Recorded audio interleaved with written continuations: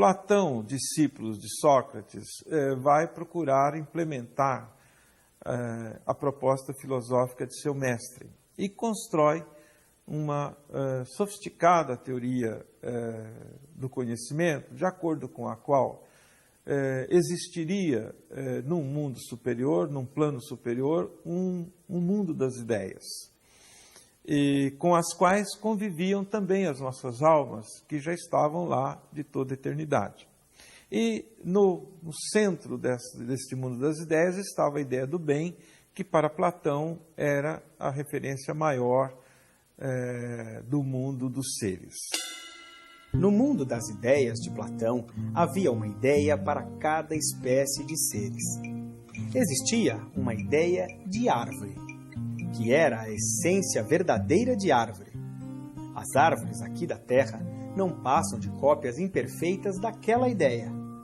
Elas participam de sua perfeição, porém, nunca chegam a igualar-se a ela. No entanto, uma vez encarnadas, e esta encarnação era uma espécie de necessidade que o Platão não tem como justificar, uma vez encarnados aqui no mundo, os homens vão resgatar, vão aceder novamente a esse mundo das ideias através do conhecimento. O conhecimento é exatamente esta volta ao mundo inteligível a partir do impacto das experiências sensíveis que ele vai tendo aqui no decorrer da sua existência. Todo o papel da pedagogia, todo o papel da filosofia para as pessoas é exatamente tentar refazer este caminho de volta, tentar suscitar a lembrança dessas ideias, uma vez que é pelo conhecimento dessas ideias que nós temos acesso à verdade. Então, eu vou saber o que é o amor, vou saber o que é a igualdade, vou saber o que é a justiça, porque essas ideias já existem de toda a eternidade. Chegando ao mundo das ideias, nós temos o conhecimento verdadeiro, a partir do qual nós podemos também direcionar o nosso comportamento, o nosso modo de agir aqui na existência terrestre.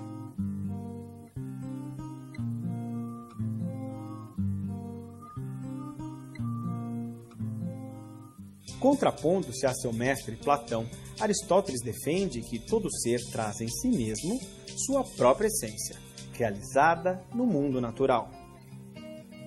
A sua posição é realista, ou seja, os seres existem em determinação direta de sua própria essência, isto é, pelo conjunto de características específicas que estão inscritas na substância básica que os constituem como integrantes de uma espécie. Para Aristóteles, existem sim as ideias, mas elas existem nos próprios seres e não no mundo das ideias. E, por sua vez, propõe uma teoria que é conhecida como a teoria hilemórfica, de acordo com a qual todos os objetos, todos os seres, todos os entes são formados por coprincípios. Cada ente se compõe de dois coprincípios. Ele existe e existe sob a forma de uma essência. Então, a primeira composição se dá entre essência e existência.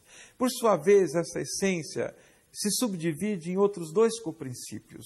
De um lado, a substância, de outro lado, os acidentes. A substância é aquilo que responde pela minha identidade, aquilo que me insere numa determinada espécie, né? E os acidentes é aquilo que me diferencia. Por exemplo, me diferencia como indivíduo, a cor, o tamanho, a forma, a raça, o gênero, etc. E, por sua vez, essa substância se compõe com dois coprincípios, a matéria e a forma. A matéria são os elementos gerais que constituem a nossa substância, enquanto que a forma é aquilo que corresponderia ao núcleo mesmo da nossa essência. E cada ser existe em decorrência da união de matéria e forma, de substância e acidentes, de essência e existência. E a morte exatamente representa a separação. Evidentemente, os seres não são eternos, eles se constituem a partir exatamente desta composição. Matéria-prima e forma específica são a substância constitutiva de cada ente. Por sua vez, a substância une-se aos acidentes que individualizam cada um, formando assim a essência completa do ser. A essência determina como se dará a existência real de cada ser. E nessa essência estão contidas em potência todas as características que cada ente pode desenvolver, mediante um processo de atualização.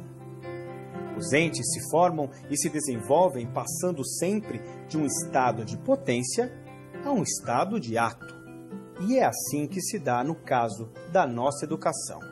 O que está ocorrendo quando nos educamos é um processo de atualização de nossas potencialidades, presentes na nossa essência, bastando que sejam ativadas para se realizarem. O papel da pedagogia é exatamente essa ativação. No caso do homem, então, por exemplo, que ele possa desenvolver plenamente a sua condição de ser racional, de ser espiritual, que é determinado pela sua forma específica. Não é daí chamar a forma específica do homem da sua alma inteligível. Ao ser desenvolvida plenamente, ela se atualiza, ela se torna em ato, a existência em ato. Esta teoria do ato e da potência que determina toda a proposta de ação ética e política de Aristóteles.